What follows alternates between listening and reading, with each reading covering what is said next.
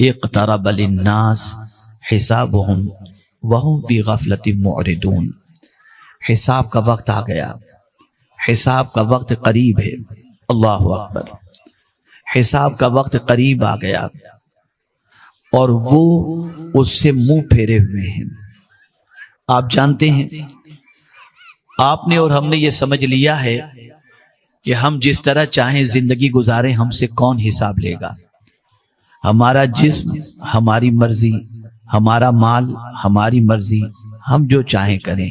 نہیں، مولا علی کرم اللہ تعالی وجہہ الکریم ارشاد فرماتے ہیں کہ قیامت کے دن صرف اعمال کے بارے میں نہیں پوچھا جائے گا، بلکہ اس ٹھنڈے پانی کے بارے میں بھی سوال پوچھا جائے گا جو ٹھنڈا پانی پی کر تم نے اپنے کلیجے کو ٹھنڈک پہنچائی ہے۔ اللہ کی ایک ایک نعمت کے بارے میں قیامت میں سوال ہوگا۔ میرے پیارے آقا صلی اللہ تعالی علیہ وسلم کے پیارے دیوانوں، جتنی بھی برائیاں اس وقت دنیا کے اندر ہو رہی ہیں، ہاتھ سے ہو، آنکھ سے ہو، زبان سے ہو، کان سے ہو یا پیر سے ہو، ان ساری برائیوں کی سب سے بڑی وجہ یہ ہے کہ ہم یہ سمجھتے ہیں کہ ہم سے کون حساب لے گا۔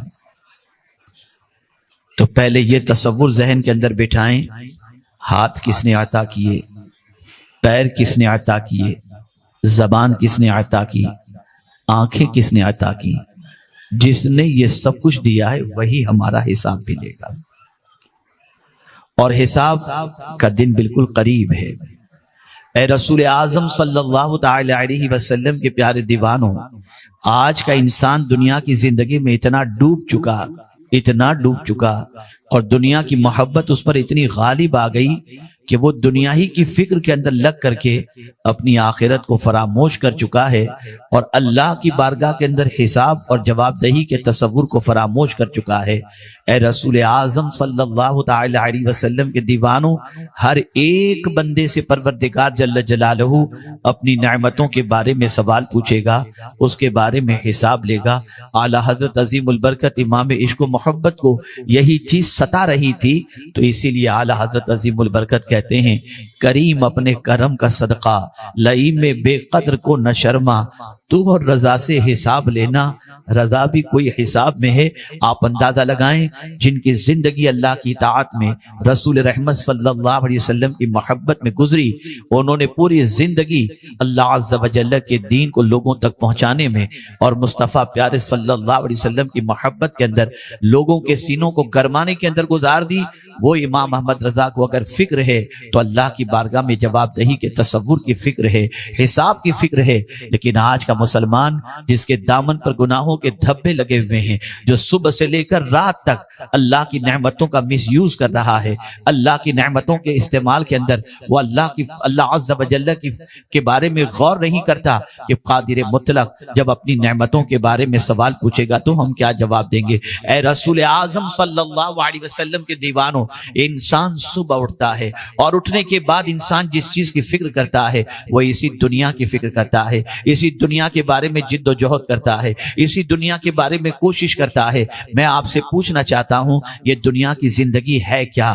یہ دنیا کی زندگی کب تک ہے؟ قرآن کہتا ہے وَمَا هَذِهِ الْحَيَاةُ الدُّنْيَا إِلَّا اللَّهْوُ وَلَعِبٌ وَإِنَّ الدَّارَ الْآخِرَةَ لَهِيَ الْحَيَوَانُ۔ اللہ اکبر، انداز قرآن کو محسوس کریں اور انداز قرآن کو سمجھنے کی کوشش کریں تاکہ آپ کے دل و دماغ کے اندر قرآن کے اثرات اترتے چلے جائیں۔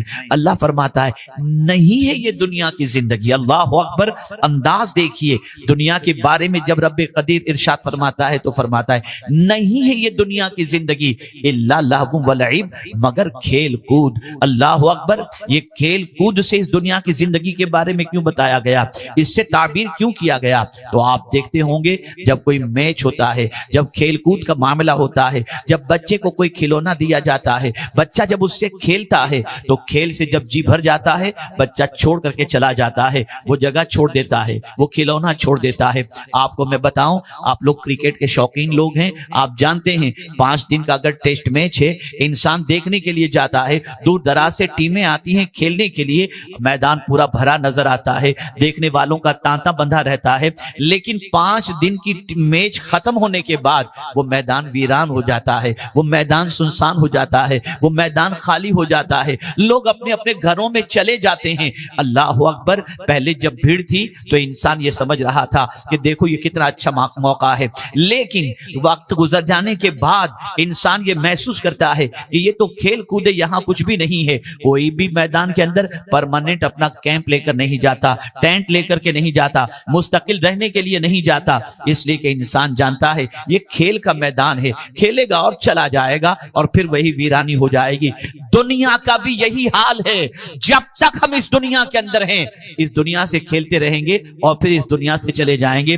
اور میرے پیارے آقا صلی اللہ تعالی علیہ وسلم کے پیارے دیوانوں، جس دنیا کی محبت کے اندر آج کا انسان حلال و حرام کی تمیز نہیں کرتا، جس دنیا کی محبت کے اندر انسان حلال و حرام کی تمیز اور جائز و ناجائز کی تمیز نہیں کرتا، جس دنیا کی محبت کے اندر انسان بہت سارے جرائم کرتا ہے، بہت سارے ظلم کرتا ہے، بہت ساری زیادتیاں کرتا ہے، یہ دنیا ہی کی تو محبت ہے، یہ دنیا ہی کی تو محبت ہے۔ لیکن بڑے پتے کی بات عرض کرتا ہوں، جب انسان دنیا کی محبت میں گناہ کرے گا، جب انسان دنیا کی محبت میں اللہ عز و جل اور اس کے رسول کی نافرمانی کرے گا، جب انسان دنیا کی محبت میں ڈوب جانے کے بعد اللہ عز و جل کو بھول جائے گا، اس کے ضمیر پر بوجھ بن جائے گا، اس کے ضمیر پر ایک عجیب کیفیت رہے گی، وہ چین کی زندگی نہیں گزار سکے گا، وہ اطمینان کی زندگی نہیں گزار سکے گا، وہ سکون کی زندگی نہیں گزار سکے گا۔ یہ ہو ہی نہیں سکتا کہ کوئی انسان کسی کا پیسہ کھا جائے اور کھانے کے بعد وہ چکن تو کھا سکتا ہے، بریانی کھا سکتا ہے، لیکن جب رات کو سوئے گا تو ضمیر اندر سے ملامت کرے گا، نادان، یہ تیری محنت کی کمائی کا پیسہ نہیں ہے، یہ لوٹا ہوا پیسہ ہے، یہ مارا ہوا پیسہ ہے۔ اس کھانے سے پیٹ تو بھر جائے گا، ضمیر کو سکون نہیں مل سکتا، دل کو سکون نہیں مل سکتا۔ اللہ اکبر! لیکن حق حلال کی محنت کی کمائی کے بعد آپ چٹنی روٹی بھی کھائیں گے تو آپ کے ضمیر پر بوجھ نہیں ہوگا، آپ کے ضمیر پر گہرا نہیں گزرے گا۔ میرے پیارے آقا صلی اللہ علیہ وسلم کے پیارے دیوانوں، یہی وجہ ہے کہ یہ آیے کریمہ کے حوالے سے اللہ اکبر آپ دیکھیں، رسول رحمت صلی اللہ علیہ وسلم کے ایک صحابی ایک راستے سے گزرتے ہیں، دیکھا ان کے ساتھی صحابی مکان تعمیر کر رہے ہیں، مکان کی دیوار اٹھا رہے ہیں۔ اللہ اکبر! اپنے ساتھی صحابی کو حضور صلی اللہ علیہ وسلم کے پاس سے جب آتے دیکھا تو انہوں نے برجستہ پوچھا، میرے دوست یہ تو بتاؤ کیا آج کوئی آیت حضور صلی اللہ علیہ وسلم پر نازل ہوئی ہے؟ انہوں نے کہا ہاں، اقترب للناس حسابهم وهم فی غفلۃ معرضون، یہ آیہ کریمہ نازل ہوئی ہے کہ حساب کا وقت قریب آ گیا۔ اللہ اکبر! اتنا سننا تھا کہ انہوں نے دیوار بنانی چھوڑ دی اور کہا جب حساب کا وقت قریب آ گیا تو جواب دینے کی تیاری میں لگ جانا چاہیے۔ اللہ اکبر! آپ مجھے بتائیں، ہمیں معلوم نہیں کہ جسم سے روح کا رشتہ کب ٹوٹے گا، ہمیں معلوم نہیں بارگاہ سمدیت میں پیشی کے وقت ہماری کیفیت کیا ہوگی، لیکن اے رسول اعظم صلی اللہ علیہ وسلم کے دیوانوں، ہم دنیا میں اتنے مغو ہو چکے ہیں کہ اللہ عز و جل اور اس کے رسول صلی اللہ علیہ وسلم کی نافرمانی کا کوئی لحاظ نہیں رکھتے۔ آنکھیں بے لگام چھوڑ دی، پیر ہیں جہاں چاہے لے کر چلے گئے، زبان ہے جو چاہا بول دیا، ہاتھ ہیں جس طرح چاہا ہم نے استعمال کیا۔ ہم سوچتے ہیں ہمارا وجود ہم جو چاہیں کریں، لیکن حساب کا وقت قریب آ گیا ہے، اللہ حساب لے گا۔ اسی لیے فرمایا گیا کہ اس سے پہلے کہ اللہ تمہارا حساب لے، تم خود اپنا حساب لینا شروع کرو، تم اپنے بارے میں جانچنا شروع کرو، اپنے بارے میں غور کرنا شروع کرو۔ میرے پیارے آقا صلی اللہ تعالی علیہ وسلم کے پیارے دیوانوں، جس دنیا کی زندگی سے انسان بے حساب محبت کرتا ہے اور جس دنیا کی زندگی کے سنوارنے کے لیے اپنی آخرت کو برباد کرتا ہے، وہ نہیں جانتا کہ اس کی زندگی کتنی ہے۔ میں اگر آپ کے سامنے آپ کی اور ہماری زندگی کی حقیقت پیش کر دوں تو میرا خیال ہے کہ شاید چین کی نیند سو بھی نہ سکیں۔ کل میں تفسیر پڑھ رہا تھا اور حضرت حسن بصری علیہ رحمت و رضوان کا ایک قول میری نظر سے گزرا۔ سنو، بہت پلاننگ کر رہے ہیں ہم، ایسا کریں گے، یہ کریں گے، وہ کریں گے، منع نہیں کرتا، اپنے بچوں کی اپنے مستقبل کے بارے میں سوچنا، یہ بھی نبی آخر الزمان صلی اللہ علیہ وسلم کی تعلیمات کا حصہ ہے، قرآن کی تعلیمات کا حصہ ہے۔ لیکن زندگی اللہ اللہ، حضرت حسن بصری علیہ رحمہ نے زندگی کو جس طریقے سے پیش کیا ہے، اگر میں اس بات کو آپ کے سامنے پیش کروں تو آپ محسوس کر سکیں گے کہ اللہ والوں کے نزدیک زندگی کیا ہے۔ حضرت حسن بصری علیہ الرحمت والرضوان فرماتے ہیں زندگی ہے کیا؟ فرماتے ہیں زندگی ہے کیا؟ ایک سانس ہی تو ہے۔ زندگی ہے کیا؟ ایک سانس ہی تو ہے، اٹک گئی ختم ہو گئی۔ اسی لیے حضور صلی اللہ علیہ وسلم ارشاد فرماتے ہیں جو سانس اندر گئی ہو سکتا ہے اس کے باہر نکلنے سے پہلے اس دار فانی سے رخصت ہونے کا وقت آ جائے۔ کیا ہمیں کبھی اس چیز کا احساس ہے؟ پیغمبر رحمت صلی اللہ علیہ وسلم نے اسی سانس کے حوالے سے فرمایا، جانتے ہیں آپ، ہمیں تو مسلمانوں کا حق بھی نہیں معلوم کہ ایک مسلمان کا دوسرے مسلمان پر کیا حق ہے۔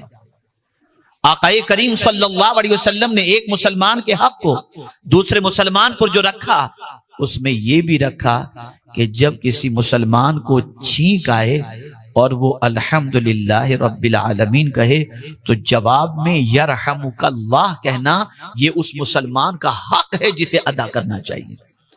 سوال یہ پیدا ہوتا ہے چھینک پر الحمدللہ کیوں؟ آپ میں سے اگر پڑھے لکھے یہاں پر موجود ہوں اور یقیناً ہوں گے، چھینک کب آتی ہے؟ سانس تھوڑی دیر کے لیے رک جاتی ہے اور اس کے بعد جیسے ہی چھینک آتی ہے سانس جاری ہو جاتی ہے۔ تو اب نئی زندگی ملنے پر سرکار نے اپنی سنت بتائی کہ چھینک آئے تو الحمدللہ رب العالمین کہو کہ اے اللہ تیرا شکر ہے کہ تو نے مجھے نئی زندگی عطا فرما دی۔ یہ سانس کون جانتا ہے؟ کیا ہمیں حساب کی تیاری کا موقع دیا جائے گا؟ آج آپ دیکھ سکتے ہیں، جائزہ لے سکتے ہیں آپ، ہماری غفلت کا عالم یہ ہے کہ ہم اپنے رب کو اس طریقے سے فراموش کر چکے ہیں اور اس کے دیے ہوئے اس وجود کو، اور کیسا وجود ہے خدا کی قسم میں سوچتا ہوں تو عقل دنگ رہ جاتی ہے۔ ہائیلوجن لگے ہوئے ہیں، آپ کے گھروں میں لائٹیں موجود ہوں گی، ٹھیک ہے نا؟ کب تک آپ کے گھر کے بلب جلتے ہیں؟ کب تک آپ کے اسکول کے بلب جلتے ہیں؟ کب تک آپ کی اسٹریٹ لائٹ چلتی ہے؟ 2 سال 3 سال کے بعد بلب اڑ جاتا ہے، آپ کو بلب چینج کرنا پڑتا ہے۔ 5 سال کے بعد چینج کرنا پڑتا ہے۔ آپ نے دیکھا ہوگا کہ کوئی بھی بلب جو آپ نے 50 سال پہلے لگایا وہ اب تک نہیں چلتا، اس کی عمر لیمیٹیڈ ہوتی ہے۔ 2 سال کے بعد چلا گیا، 1 سال کے بعد چلا گیا، 6 مہینے کے بعد چلا گیا۔ میں آپ سے پوچھنا چاہتا ہوں اس بلب کی قدر آپ اس لیے کرتے ہو کہ یہ آپ کو روشنی دیتا ہے۔ آپ اندازہ لگائیں الیکٹرک بل آپ اس لیے بھرتے ہیں کہ یہ روشنی آپ کو میسر کرتا ہے۔ کبھی آپ نے اللہ کی نعمت کے بارے میں سوچا؟ ذرا غور کرو، بلب 2 سال کے بعد بدلنا پڑتا ہے۔ اے میرے کریم تیری عظمتوں پر قربان کہ تو نے ہماری آنکھوں میں بھی بلب لگا دیا ہے۔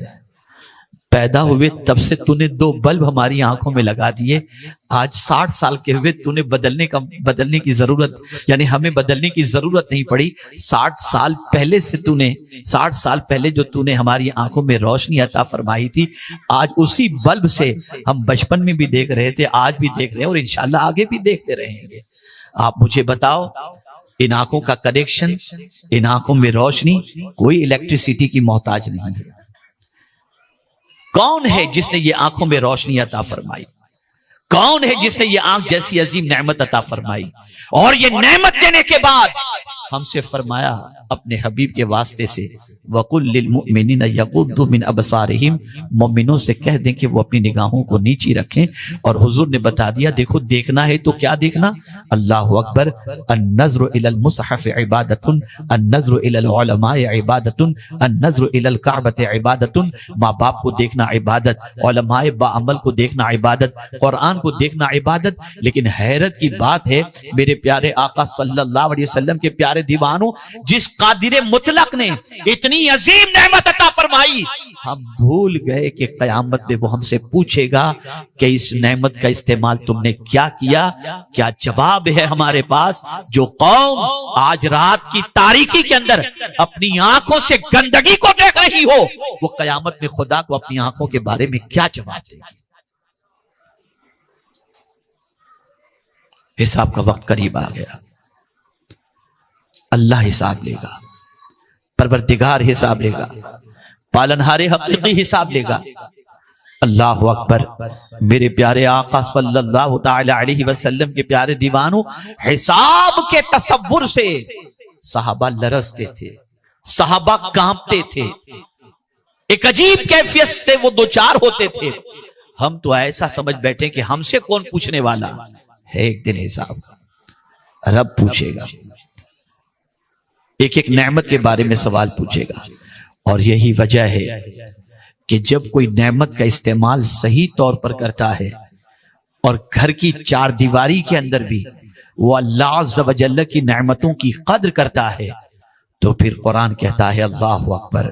قالوا انا كنا من قبل في اهلنا مشفقين او كما قال فمن الله علينا ووقانا عذاب السموم. قیامت کے دن جنتی کہیں گے، کیا کہیں گے جانتے ہیں آپ؟ ہمارے گھر میں فی اہلنا مشفقین. اس سے پہلے یعنی جنت میں جانے سے پہلے جب ہم دنیا میں تھے، توجہ چاہوں گا، ہم جب دنیا میں تھے تو ہم اپنے گھروں میں اللہ سے ڈرتے تھے. ہم اپنے گھروں میں اللہ سے ڈرتے تھے. تو اس ڈر کا صلہ اللہ نے کیا عطا فرمایا؟ فمن اللہ علینا ووقانا عذاب السموم. تو اللہ نے ہم پر احسان فرمایا کہ لو کے عذاب سے ہمیں اللہ نے بچا لیا. آپ جانتے ہیں یہ لو کیا ہے؟ یہاں تو 42 کا ٹیمپریچر ہو تو منہ کے اوپر پردہ ڈال کر کے آپ نکلیں گے، رومال ڈال کر کے نکلیں گے کہ لو نہ لگ جائے. مائیں بچوں کے کرتے کے پائجامے، کرتے کے جیب کے اندر یا شرٹ پینٹ کے جیب کے اندر مائیں جو ہے وہ اونین رکھ دیں گی، پیاز رکھ دیں گی کہ بچے کو لو نہ لگے. لیکن اس لو کی کوئی حیثیت نہیں. قیامت کی لو کے بارے میں جہنم کے حوالے سے سنیں. آپ جانتے ہیں ام المؤمنین حضرت عائشہ صدیقہ رضی اللہ تعالی عنہ جب اس آیت کریمہ کو آپ نے پڑھی تو تلاوت کرنے کے بعد فوراً دعا کے لیے ہاتھ اٹھاتی، اے اللہ، اے میرے پالنہار حقیقی، لو کے عذاب سے ہمیں بچا لے، لو کے عذاب سے. اور اس لو کے بارے میں فرمایا گیا، آقا کریم صلی اللہ تعالی علیہ وسلم ارشاد فرماتے ہیں کہ وہاں کی جو لو ہے، وہاں کی ہوا جہنم کی، اگر اس کو تھوڑی دیر کے لیے بھی دنیا میں چھوڑ دیا جائے تو پوری دنیا ختم ہو جائے، برداشت کوئی بھی نہ کر سکے. کون وہاں پر اس لو کے عذاب سے بچایا جائے گا؟ اور اس ہوا سے کون بچایا جائے گا؟ جو اپنے گھروں میں اللہ سے ڈرتا ہے. جو اپنے گھروں میں ڈرتے ہیں، اپنے گھروں میں اللہ سے. گھر میں گئے، چینل شروع، نہ جانے کیا کیا دیکھ رہے ہیں. ایک عجیب کیفیت ہو چکی ہے. وہ قوم جس کے پاس اللہ کی عظیم کتاب موجود ہو، اور آج کچھ بچے حافظ ہوئے ہیں، ان کی دستار ہوگی. میں تو کبھی کبھی سوچتا ہوں تو میری عقل دنگ رہ جاتی ہے. اللہ اکبر. انسان کے ہاتھ میں جو چیز بھی دی گئی انسان نے بگاڑ دی. توریت انسان کے ہاتھ میں دی گئی، بگاڑ دی اس نے. زبور انسان کے ہاتھ میں دی گئی، انسان نے بگاڑ دی. انجیل انسان کے ہاتھ میں دی گئی، انسان نے بگاڑ دی. مولا نے چاہا کہ قرآن کو کوئی بگاڑ نہ سکے تو فرمایا انا نحن نزلنا الذکر وانا له لحافظون. اس کتاب کی حفاظت کا ذمہ اللہ نے خود لے لیا کہ کوئی اس کو بگاڑ نہیں سکتا. میں نے اس کی حفاظت کا ذمہ لے لیا ہے. آپ جانتے ہیں یہی قرآن ان بچوں نے اپنے سینے کے اندر محفوظ کیا ہے۔ اللہ اکبر۔ میرے پیارے آقا صلی اللہ تعالی علیہ وسلم کے پیارے دیوانوں، ہم نے قرآن مقدس جیسی عظیم کتاب کے ذریعے رہنمائی حاصل کرنے کا کام چھوڑ دیا۔ ہم تو بس موج مستی میں لگے ہیں، بس یوٹیوب پر لگے ہوئے ہیں، زندگی جی رہے ہیں، مست زندگی جی رہے ہیں، کون ہمیں پوچھنے والا؟ اور میں آج اس اجتماع کے اندر موجود یہاں پر جتنے بھی نوجوان ہیں ان سے گزارش کروں گا، ہم لوگوں کے چلتے ہونے کی ویڈیو، بیٹھنے کی ویڈیو، کھانے کی ویڈیو کیا جواب دو گے اللہ کی بارگاہ کے اندر؟ ان چیزوں کا کیا ضرورت ہے؟ ان چیزوں کی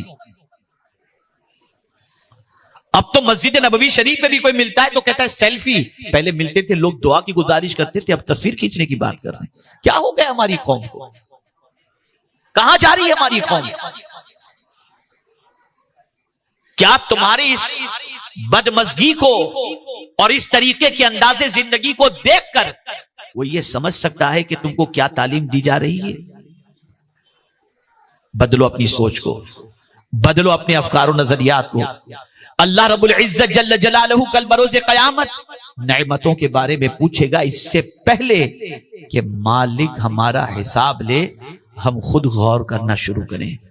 آنکھ کے بارے میں، زبان کے بارے میں، پیر کے بارے میں، ہاتھ کے بارے میں، ان ساری چیزوں کے بارے میں غور کریں کہ اللہ کی ان نعمتوں کا استعمال ہم کس طریقے سے کر رہے ہیں۔